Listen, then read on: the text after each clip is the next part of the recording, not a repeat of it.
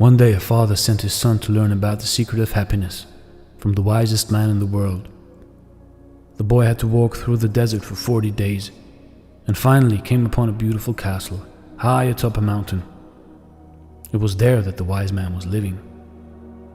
But rather than finding a saintly man, our hero, on entering the main room of the castle, saw all sorts of activity. Tradesmen came and went. People were talking to each other in all corners of the room. A small orchestra was playing soft music, and there was a table covered with platters of the most delicious foods from all around the world.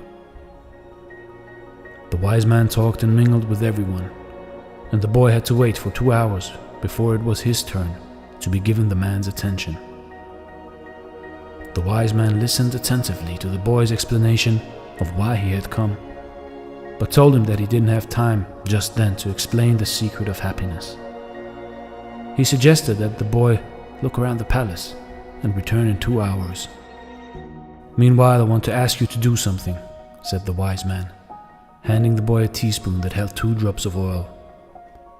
"As you walk around, carry this spoon with you without allowing the oil to spill."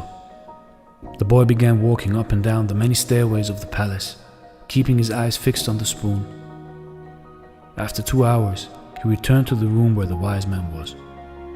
"Well," asked the wise man, "how do you like my castle? Did you see the Persian tapestries that are hanging in my dining hall? Did you see the garden that it took the master gardener 10 years to create? Did you notice the beautiful shelves and rugs in my library?" The boy was embarrassed and confessed that he had observed nothing. His only concern had been not to spill the oil that the wise man had entrusted to him. "Then go back and observe the marvels of my world," said the wise man. "You cannot trust a man if you don't know his house." Relieved, the boy picked up the spoon and returned to his exploration of the palace, this time observing all of the works of art on the ceilings and the walls. He saw the gardens, the mountains all around him, the beauty of the flowers, and the taste with which everything had been selected. Upon returning to the wise man, he related in detail everything he had seen.